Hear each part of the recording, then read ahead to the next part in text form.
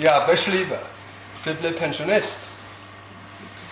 Jeg har jo funnet ut det at dette faktisk er en lang vei å gå da. Det er en brå overgang. Jeg sluttet nå 31.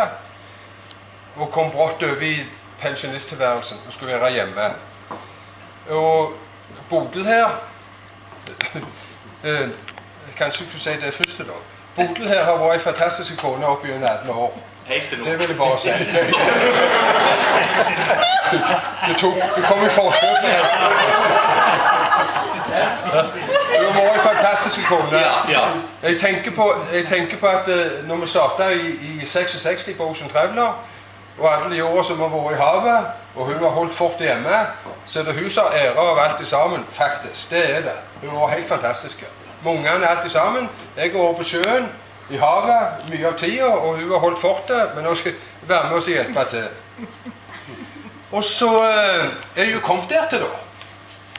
Og så sier hun til meg at vi må finne noen rutiner i hvordan vi skal ha det, for det så vi jo fort at jeg trykket litt oppi der så jeg ikke skulle trø, og så fikk jeg beskjed at du må jo være med å hjelpe til. Ja, jeg skal hjelpe til, jeg sier. Så flyttet jeg på det der, da skulle ikke det ligge der, og det der skulle ikke være der, og sånn, så tenkte jeg, bare hold deg vekk fra dette her, bare vent på beskjed. Jo da. Og så går det seg sikkert til etter hvert nå da. Men en av de beste som jeg hadde da, det var jo faktisk den første dagen, rett over nyttår. Vi er jo medlem i Coop, og så vi har sånne Coop-kort. Og det bruker vi jo når vi går rundt i butikkene. Jeg fyller jo bensin og diesel på Esso-stasjonen, der kan jeg bruke det Coop-kortet. Og det Coop-kortet mitt, det var i ferd med å dele seg på midten. Det var slete. For jeg bruker det jo så mye, ikke sant? For det er våres og hennes konto. Det kjenner vi til. Så jeg brukte det jo hele veien. Og så sier jeg til henne, neste gang du går ute på Sola på handelslaget, der kan du ikke snakke med dem, og så få et nytt Coop-kort til meg. Jo, det skulle jeg gjøre. Og dette er et halvt år siden. Og det kommer ikke noe nytt Coop-kort. Og så sier hun til meg at du, nå skal du være med meg ut til Sola, rett over nyttår, skal du være med meg ut til Sola, så skal vi gå og handle. Ja vel, sier jeg. Og når vi går ut der, så skal vi få nytt Coop-kort til deg. Ja vel, sier jeg, det er helt fint det. Og så kom vi inn inngangen på Mega, og så inn døra der.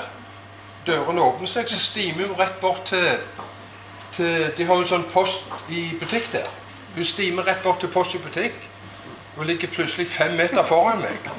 Så går hun bort til han som står i kassen der, så ser jeg at de to snakker. Så snur hun seg rundt, så sier hun, peker ut på meg, så sier hun, du, det er han bak disken, om du kan hjelpe han med å få et nytt Coop-kort.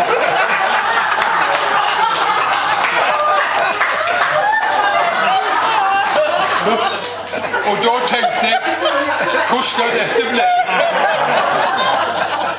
Og så gikk hun. For da sier hun til meg, så kommer du bak, så skal vi gå inn, så kan vi gjøre deg kjente med hullene her. Så får hun av gårde. Eller hun gjorde ikke det, hun fikk ikke stikke av, for jeg sa til han bak disken, kan du ordne det kortet? Ja, han skulle gjøre det. Så sier jeg, Bodil, jeg skal stå her helt rolig til du kommer ut rundt når du var rundt hele veien. Men nok om det. Jeg får av gårde oss inn i butikken, og jeg hadde jo aldri vært på Coop Mega på den tiden. Jeg kom inn på stengetid, altså fra 7-8 om kvelden, og så frem til de stenger, når det er veldig hva tid det. Og da treffer jeg jo sjelden folk. Men plutselig kommer jeg midt på dagen. Når jeg kommer inn midt på dagen, eller på formiddagen, så treffer jeg jo masse med kamerater, gamle pensjonister. Så sier de, hva gjør du her? Jeg er blitt pensjonist. Ja, velkommen, sier de. Så blir jeg stående og snakke med de. Så sier jeg til de at du, nå må jeg gå videre, for jeg skal være kone og bli kjent i hullene her. Så går jeg 10 meter, så treffer jeg jo en ny her. Så blir jeg stående med han. Og vet du, det ble jo ingenting av noen ting. Jeg ble ikke kjent med noen ting. Og så etter en stund da, så tenkte jeg, nå må jeg finne henne. Så begynte jeg å tråle, og når du går inn på det der svære kjøpesenteret, så ser jeg jo ikke henne. og masse med hyller her, og ikke sant, og sånn, og korridorer der, frem og tilbake, kikket den veien, kikket, nei, tenkte jeg. Men en ting jeg er helt sikker på, før eller siden må vi komme gjennom kassen, så jeg stilte meg der. Og der sto jeg, det skjedde jo ingenting. Jeg tenkte, nei, nå må jeg tråle opp igjen. Og etter en stund da, så fant jeg den helt oppe med ferskvaredisken. Så tenkte jeg, nå bare legge kjølevannet bak der, så fylte den ut i kassen. Så sånn var den opplevelsen der. Men jeg skal gå meg til. Men det er en lang vei å gå. Jeg ser frem til våren. Nå...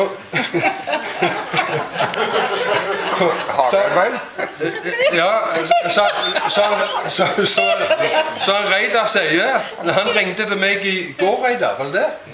Foregår. Nå går dagen i sur også for meg.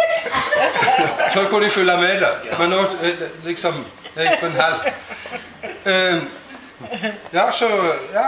Sånn blir det. Jeg ser frem til våren.